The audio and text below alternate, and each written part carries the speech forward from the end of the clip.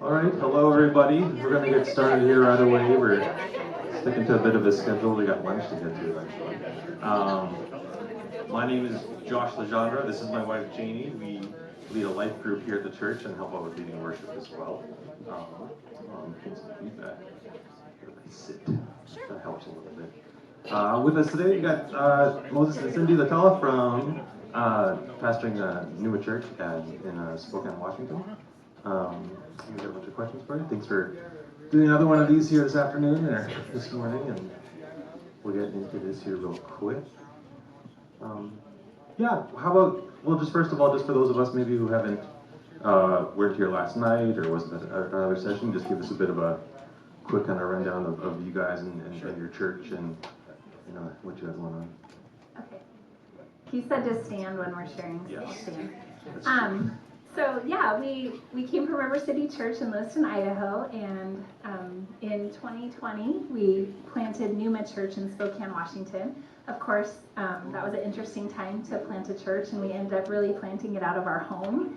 And we had small groups in our home, and we call them missional communities, and lots of young adults, lots of college students. We had 14 people who moved to Spokane with us, and most of them were in their early 20s.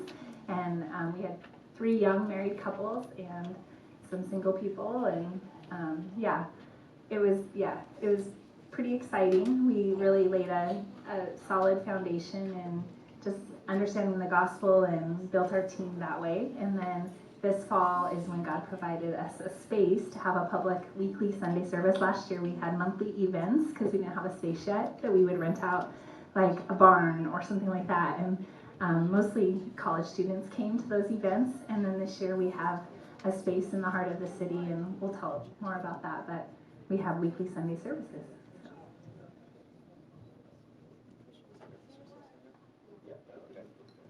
Yeah, so, wow, that's hot back there.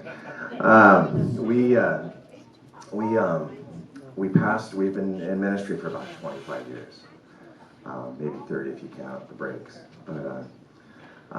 And we were on staff at River City Church in Lewiston, Idaho for a number of years, and we got to serve as children's pastors, and I think I started out as a janitor, one of those kind of stories, so. Children's pastors, and then we became associate executive pastors, and so our role at River City, a lot of that had to do with the organizational side, operational side, but that was about half the job. And then the half that I enjoyed was just starting new ministries, kind of pioneering. And so we knew we were going to pioneer a church eventually. We had several opportunities to do that, but one of the things that God spoke to us, and it was stirred in my heart this morning, just to share with you, was He spoke to us about serving well where we were at, and really treating that as if, in that place we're at, kind of like if we went to start a new church and go with that passion and that fire, to serve our elders and our leaders with that same energy. And as a matter of fact, we had an opportunity to pastor a pretty big church, and we prayed all the way across the state of Oregon, and God told us, stay where you're at and serve, and just continue to learn to serve well, and you're needed there. And God spoke to Cindy and myself that drive about me going back to college and getting some seminary theological training, and so I did that, got my master's. But from that, there was a season for us, and I think this may speak to some of you this morning. There was a season for us where the Spirit actually had us, not in a holding pattern, but in a serving pattern, to learn to just grow, to just mature and grow under the hand of the Lord and other leaders and wisdom. And that really set our hearts in the right place to plant a church, which isn't an easy feat by any means. So God's really, I think, I would have thought I would have planted a church a lot younger, but God's ways are not our ways, and we trust His timing and things, and we know that what He's called us to do in Spokane is going to take some perseverance. And so one of the things that God spoke to us about very early on, I was out on a deck praying, and God showed me this picture over Spokane, and He showed me a bunch of young adults, and He showed me actually a picture of revival hitting different pockets of the young adults in Spokane. And as we were going down, I was almost like in the air and coming down in different coffee shops and at college campuses and stuff, and I saw the brokenness and the loneliness and the hopelessness on this generation, and my heart just broke for young adults. And actually, he first spoke to me about a training hub, almost like a school, and then it was like, oh, there's going to be a church also attached to this thing.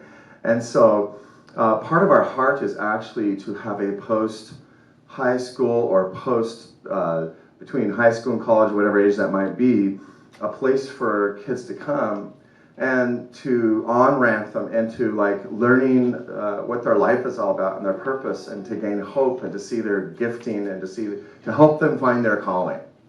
And then to off-ramp them or send them out into whatever that would be, whether it be another church or a ministry or a trade school or a college or whatever the next step is for them. But what we've seen, I think you've probably seen this in Canada too, is there is record numbers of kids coming out of high school and just kind of wandering and not going to college, not doing anything, not having a lot of hope for their lives.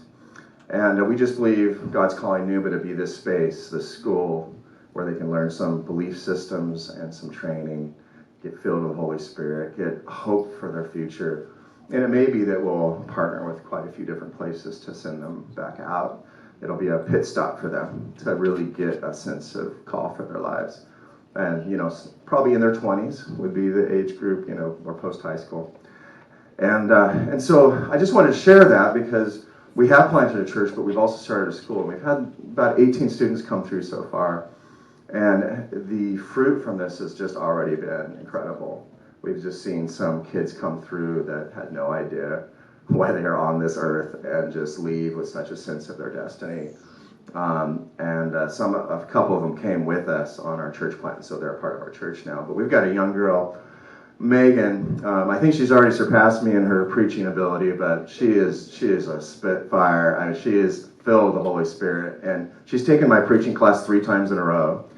Obviously a calling on her life, and so we've had her preach like 5 or 6 times, and she's just incredible. But she came through the school, and God just lit her on fire, and she's like, I think I'm called to communicate the Word of God. And she's 23 years old, and she's awesome. She's one of our more mature leaders at the church, and so we're seeing it happen in small pieces. We believe God's going to really grow that piece for Neuma Church. And we don't want, we're how would we say it? We're kind of catch and release. We want to bring them in, catch them, and to send them back out. We're not trying to grow our church through a school at all. It's actually the opposite. More of a training station, like a train station. They stop, they get trained, and they get sent back on the next train. And so we're really praying for God to send us, who He wants us to have. So I don't know if you want to share anything else about what's going on right now.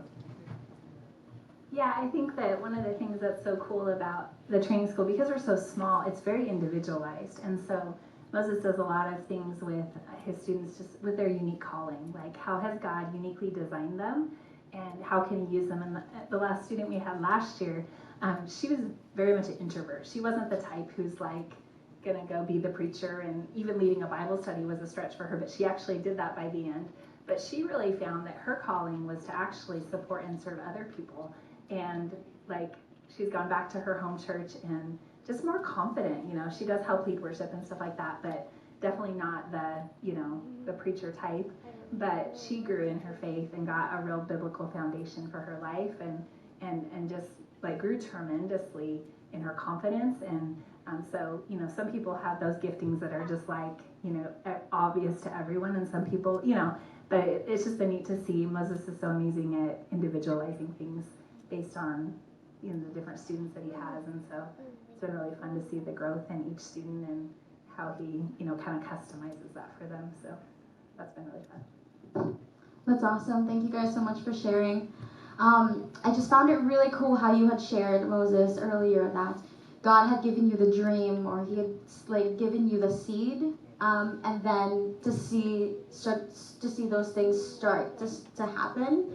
And it's just so cool to know that God doesn't just expect for us to go and grow and all these things without His help or without His nudging. And I felt that was exactly what He was doing with you, and you get to live that out. And I know you'd already shared a little bit, but could you tell us an update in your ministry from this past year?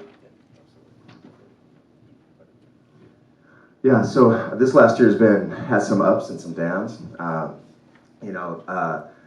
She's pulling it back. She's like, you're booming. She takes good care of me.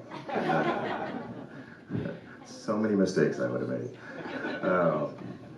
She helps me with my driving too. It's incredible. It's a wonderful experience every time. This last year, it was kind of an interesting, from man's perspective, it might look like some pretty deep valleys, but actually what we found is there's been a bit of a pruning process. At one point we had 80 kids showing up to these monthly events in barns, and things were just exploding. We'd never seen discipleship in homes like we'd seen.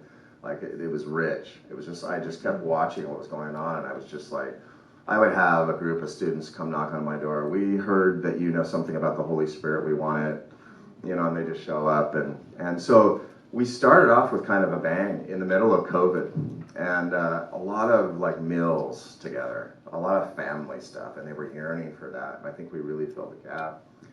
And then just due to political environments and different things and people getting kind of disillusioned, right as we were getting ready to launch and finally have our own space, we had actually a group of students that God began to prune away that didn't really want to take on the Word of God as truth. They just kind of wanted to pick and choose, and they wanted me to agree that they could do that. And of course, I could not do that. But we gently walked alongside them, but eventually we lost a group that we've been pouring into quite a bit and kept a real strong core too. And so, in a sense, you could say, man, that's a horrible thing, why would that ever happen? But here's what we saw actually as we stepped into our new space. God began to speak to us about the Ark of the Covenant moving towards the city, the presence of God moving towards the center of Spokane. And several people on our teams on the same day got it in their devotions, the picture of the covenant. And what's happening in Spokane right now is due to homelessness and other issues. What's happening is everybody's moving away from the middle of the city. All the churches are leaving. They don't want to be broken into. They don't want to bother with it. And God told Cindy and I, your next move is to move towards the pain and the brokenness. Move towards it. That's what Jesus would do. Move towards it. And I'm going to bring my presence with you. So we saw this exodus of some of our leaders we've been training, but that very next Sunday, the presence of God, like our first Sunday in the space, and from that point on, the presence of God has been so tangible. Like the unity that we have has been so incredible. And we have all kinds of new visitors starting to come, and every week we're getting new people. And I just have to say that sometimes we can judge from the outside and say this is bad or this is good. But God, we needed that pruning, actually, to be fruitful. And so this last year, of course, heartbroken, I see all these kids as my kids, almost, when I pour them. So, of course, when they leave, it breaks your heart. And when you see them kind of leaving faith and deconstructing and all this stuff that they're doing and eventually just leaving the church, you're heartbroken over it because you want to see God do something powerful in their lives. But what we saw through this process that God's really been teaching us is that, first of all, my promises that I spoke to you at the beginning are going to be fulfilled. I'm going to do the things that I said I was going to do, right? And we're starting to see that pick back up again.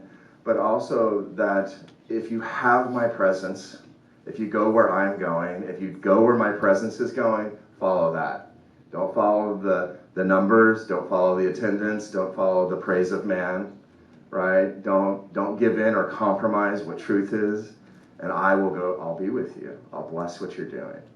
And so we've seen this season, of our missional communities and our mills. That's the core DNA of what we do. We've seen that discipleship continue, but we now have this outward place to invite people. And we have this, our latest addition is a 71-year-old lady. She's hanging out with all the 20-year-olds. She's incredible. She's legally blind, and she came on Easter. She somehow walked to our space, legally blind. I don't know how long it took her. But she's like, she comes in and she goes, oh, I like this. I like how this feels. And then during worship, she's asking questions really loudly about everything that's going on. And she's wonderful. She's my new best friend. But so she's, tugging on my coat. Hey, Pastor Moses. I'm like, well, we'll try to sing right now, but I'll talk to you after. We'll have some coffee. But the first Sunday she comes and she's like, this place has got the fire. I love it. And she's like, the Holy Spirit is here. And she's come back every Sunday since, and we just love her. She's a part of our missional community now, and she's wonderful. We just love having her, and we need more of that. We want to be a multi-generational church. We just love her to death. And so God's bringing. There's this Jewish guy, Jonathan, who's coming. Jonathan's an artist, and he got kicked out of. He's been rejected by his Jewish family because he's not practicing anymore. He's been rejected by several Christian groups. He's had a horrible experience with churches. And our little evangelist, Lena, invited him, and he's been there ever since. And every week he's like, is it okay if I'm here still? And I'm like, you bet it's okay, Jonathan. So he does a lot of spoken word poetry stuff, and he's actually pretty well known in Spokane, and for doing his artist stuff. And we're gonna go watch him in a couple weeks perform. But he's been writing poetry about Neuma Church. It's incredible. Like, he'll send me something, and he's like, I don't know what this is called. I mean, all his like beat poetry stuff. I don't ask me to perform it for you, but it's beautiful. It's the story of someone feeling the presence of Jesus and not knowing what to do with it half the time. But a lot of his phrases are stuff about, I can't stay away. I gotta keep going back. And I told him I was a Jew, and they said, you've got a place on the pew. I was like, stuff like that. And they said, you can stay till curfew. Okay, that's the limit of my talent right there. That's as far as it goes. But just wonderful what God's doing. We've got this young skater dude that visited us, shaved on one side. He's like, I don't know. He goes, I was on my way to work out, and I walked by your signs. He goes, and somehow I ended up up here. He's just like, it was like, he looks confused to be there, but God's just calling people in. And so we're seeing wonderful fruit, and most of all, the presence of God is with us. And, as a church plant, some of the challenges we're facing is just stuff like, you're a church plant, so people support you for your church planting, and then they're like, it's gone, and you're like, okay, God, we have this space, provide, for us. But every time we've had a need or something, God's put some on our heart, He's provided. Like, every single time. There hasn't ever been a shortfall for us, and so we're so thankful. Thank you for your prayers and your generosity to us. It just means the world to us. So, wow, what struck me with that is what a powerful imagery to receive, like, not only for you but for others, with taking the Ark of the Covenant, and just how, the weight of that almost, especially from an Old Testament perspective, the weight of that, and that you guys were all, it's a God-ordained thing, right? Just taking His Spirit right to this, because that's what's going to change, right? And that's awesome. So what have been some of the biggest breakthroughs you guys have seen this year in your ministry? Well, I think getting our space was a huge breakthrough, because Moses looked at over 100 spaces this summer, and it was crazy. People didn't want churches. They didn't want noise to be at a certain decibel level. And then if you got into a space, you'd have to renovate it, or there was this thing called triple net where you have to pay all this, taxes and insurance and, utilities, and it ended up doubling the cost. And we're like, man, we can't afford that, And then we found this space, and we kept getting words even at the LifeLink Leadership Conference and about being in a historic building. And God put us in this historic building right in the heart of Spokane called the Flour Mill. And it was renovated before they had the Expo, I'm trying to think what year, 74 or something like that? Yeah, Expo in the 70s. They renovated this flour mill and put shops in it, and there's a restaurant that's super popular in it called Clinker Dagger.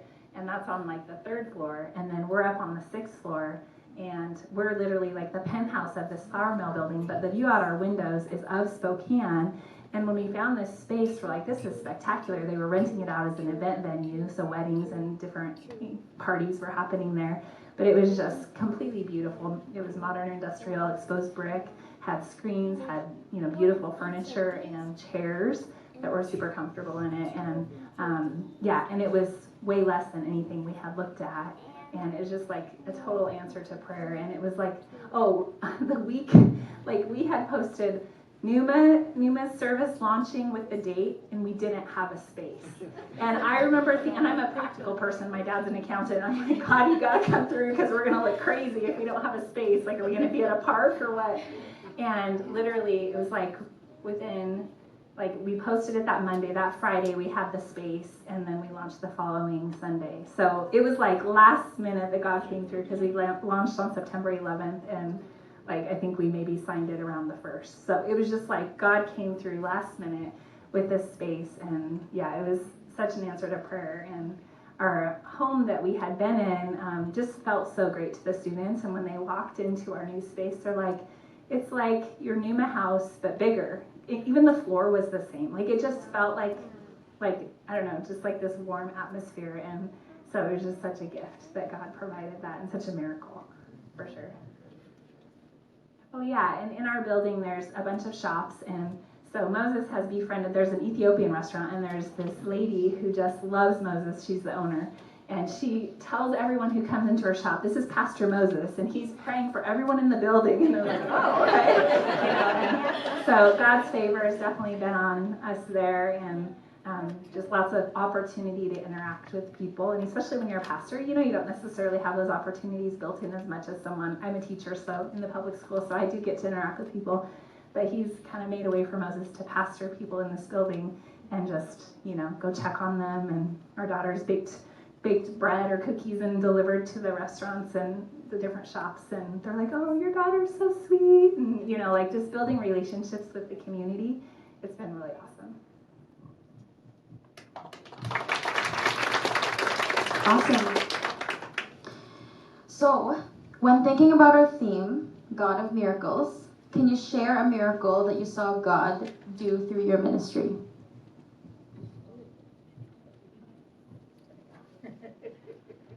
Oh man, so I don't know if you guys, so the way we started was a miracle. I'd say that first of all. And I'll share a little bit about that, because I mentioned praying out on the deck and having this incredible experience with Jesus in his heart for Spokane and young adults. And God showed me this hub of learning and training and releasing. And it's really interesting, because I walked into the house, and actually Cindy's mom, Kathy, asked me, are you okay? Because I guess my face was almost like white. And I kind of was trembling from this experience. And I walk in, and because I hadn't really considered the idea of young adults, actually. I mean, of course they would be included. But this idea that there was going to be a real purpose for them, and the idea of them lighting fires of revival. And I come into the house, and I tell Cindy and Kathy what just happened to me.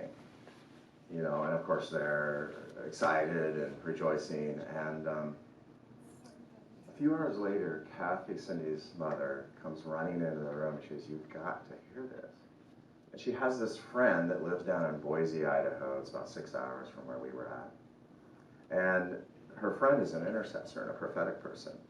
And she leaves this voicemail on Kathy's phone. Had no idea what I come in to describe, and word for word described what I walked in the room and said. Said, God just showed me this is your son-in-law Moses, is that his name? It's like one of those. But God just showed me something for Spokane. And she said there's going to be an arena of learning and training and equipping, and God's going to set a young generation on fire. And she saw a picture of a wheel. And Cindy and I were in the hub of the wheel, and all these spokes were coming into the wheel. And they were all young people. And that the wheel was moving around. It was really interesting, very dynamic and moving, and all over the city, and then being sent out all over the nations.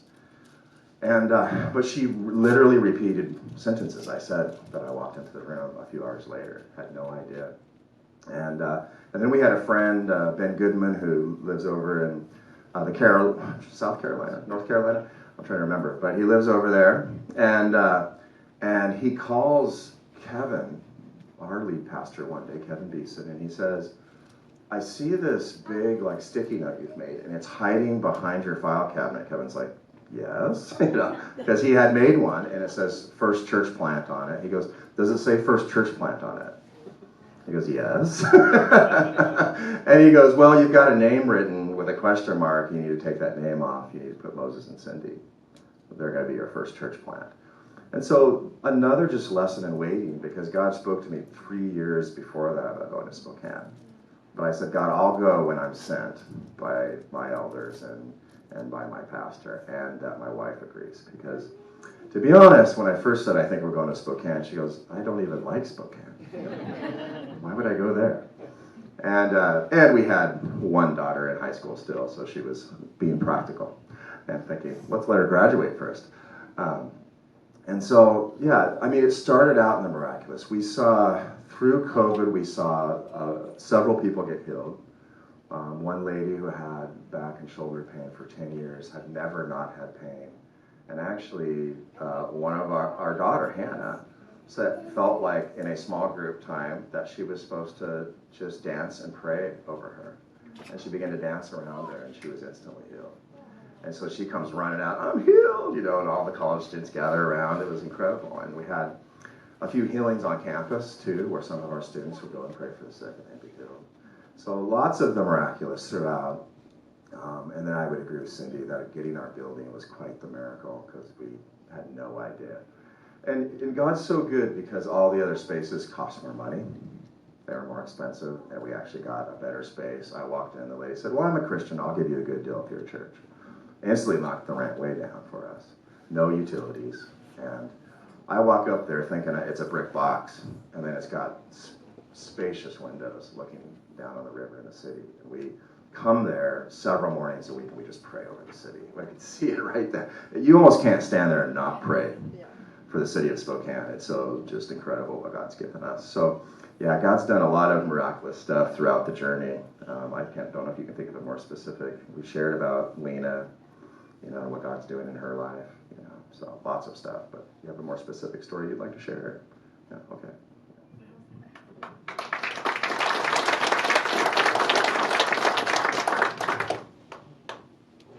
We're zooming pretty good here, but last question we have for you, and then we'll finish up with maybe some extra questions. Then we'll have a prayer just over you guys. But what are the biggest areas of prayer that you have right now? Well, yeah, since we mostly have young adults, we're really praying and believing that God's going to send us some mature Christians, whether or not they move to Spokane, to kind of help disciple the young people that He has given us.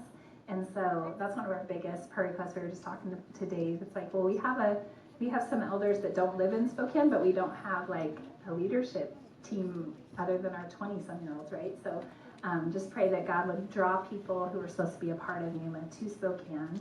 And then also for our discipleship school, God's just made it real clear that that's something He wants to do. And so that God would send the right students to us. With COVID, that kind of put a damper on things for a bit. People couldn't really travel out of the country very easily. But, I feel like it's time. So just for Him to call the right young people to come and be trained and equipped and sent back to where God's calling them to be. So those are two I can think of. No, I think that's good. Here, I'll share something a little more personal. Mic down. At our church, if I don't hold it here, no one's hearing anything. So I'm trained. Our oldest son, Josh, is not following the Lord. He's 28 years old, and he's not following the Lord. Our other three children are. And as a matter of fact, Hannah, our daughter, is helping us with the church plant with her son, Noah, husband, what did I say? Oh, son. Noah Kuhlhorn, who some of you may know from the Kuhlhorn family in Creston, BC. But I would love for you guys to pray for our son, Joshua. God, even when he was a baby in the womb, we got so many prophetic words over him, and he's done ministry with us. And we're believing as we continue to pour in the next generation, God's going to get a hold of our son Joshua. So that would be a personal need that we would ask you to join us in. Other than that, I just think whatever the strategic pillars to continue to grow the school side, and then just continue to financial, provision, for what God's called us to. We're signing into a 5-year lease in a space, so we're going to continue to need provision for that also. So, yeah, thank you so much. Yeah. Awesome. Well, thank you so much for sharing.